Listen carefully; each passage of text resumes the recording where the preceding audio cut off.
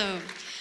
Okay, so I spent a lot of my time thinking about what the world would be like if it were accessible to everyone, if everyone, including people with disabilities, could participate in all the good stuff that we're doing, whether it's the internet or just getting into the building. You're not the only one who may have to come in through a side door.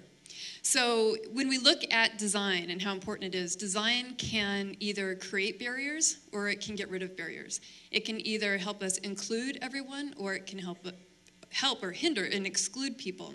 And so it's the stairs that make a building inaccessible, not a wheelchair. And so what I'm going to talk about today is how important design is in creating this vision of the world that I would love to see happen. Wow, I actually had a little extra time there. Okay, so we want to make inclusion beautiful. So there are so many products that are built for people with disabilities, and they function okay, and they're usually pretty clunky, and they're not at all very pretty. And so no one's really proud of using those tools, and they don't feel very empowered.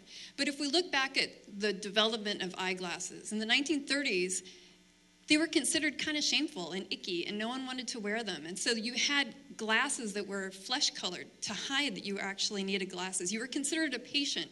You didn't actually wear the glasses.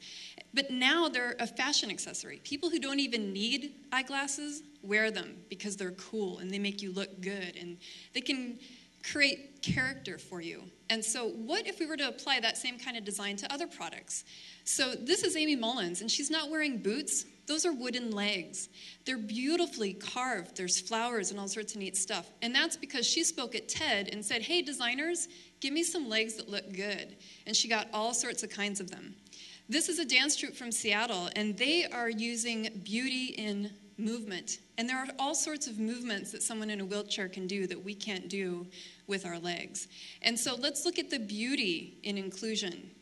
And let's also look at innovation. So there's this long history of products that have been developed specifically for people with disabilities that have gone on to change how we shop and work and play and communicate. And one of my most favorite examples is an Italian couple. So she was a countess and he was an inventor. She was blind. He invented her a way to write him letters. And from that we get the keyboard, and we get all of the communication devices we're using today, the keyboard in our computers. My favorite current example is the iPhone, because without a screen magnifier that was developed for people with low vision, we would not be able to use the iPhone. Everyone who has an iPhone experiences low vision because you have such a constrained view of your world and you get to magnify it. That was developed for people with low vision, people with disabilities. So this type of design is innovative, and you can really change the world. And it's wonderful engineering problems to look at the non-average user. So if I were granted 3 wishes, what would I wish for? Well, the first thing I would wish for is, I need a drum roll here, a naked parade. No, what I would wish for what I would wish for is a parade. I would love to see a disability pride parade happen. They've had them in Chicago and Ottawa. I want to see one in Seattle.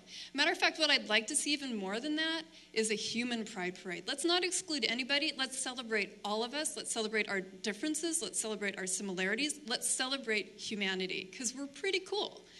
And we could get naked if we wanted to, too. And sing the Rainbow Connection, right? My second wish, accessible Burning Man. So what if we had,